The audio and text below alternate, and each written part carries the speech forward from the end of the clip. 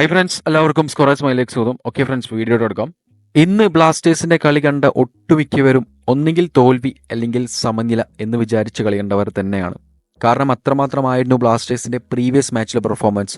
തുടർന്ന് 5 കളികൾ പരാജയപ്പെട്ടതിന് ശേഷമാണ് ഗോവയ്ക്കെതിരെ ഏറ്റുമുട്ടാൻ പോകുന്നത്.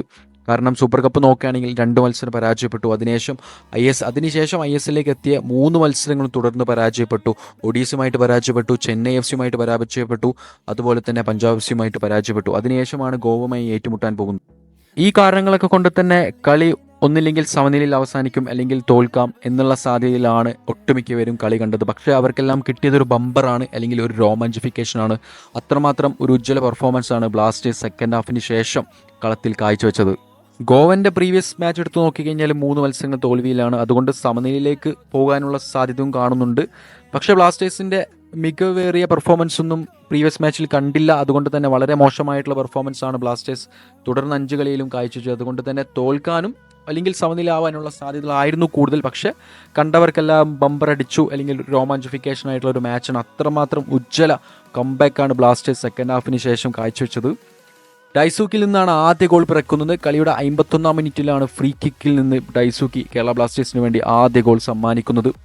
ഡിമിട്രിസിൻ്റെ പ്രഷർ മൂലമാണ് ആ ഒരു ഫൗൾ അവിടെ വരുന്നത്. അതിനുശേഷം ഡൈസൂക്കി ആ കിക്ക് എടുക്കുമ്പോഴും 51-ാം മിനിറ്റിൽ ആ ഒരു ഗോൾ നേടുമ്പോഴും ബ്ലാസ്റ്റേഴ്സിൻ്റെ ആരാധകർക്ക് പ്രതീക്ഷ നൽകിയ ഒരു ഗോൾ തന്നെയായിരുന്നു ആ ഒരു ഫ്രീ.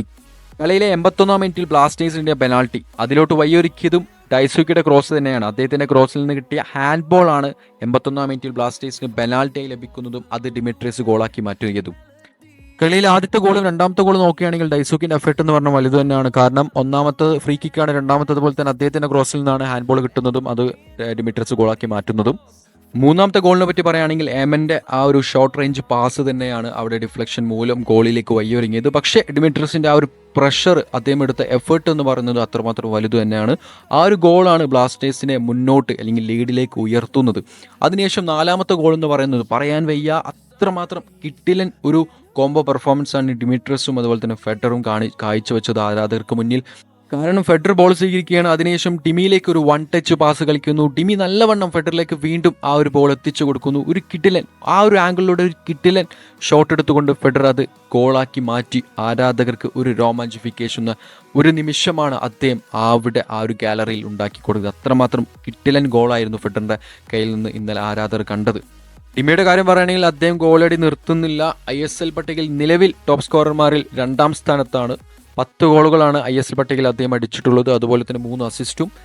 ജിയുടെ ഗോൾ കോൺട്രിബ്യൂഷനിലേക്ക് നോക്കുന്ന സമയത്ത് അദ്ദേഹം തന്നെയാണ് 1-ാം സ്ഥാനത്ത്. 13 മത്സരങ്ങളിൽ നിന്ന് 13 ഗോൾ കോൺട്രിബ്യൂഷനാണ് ടിമിക്കുള്ളത്.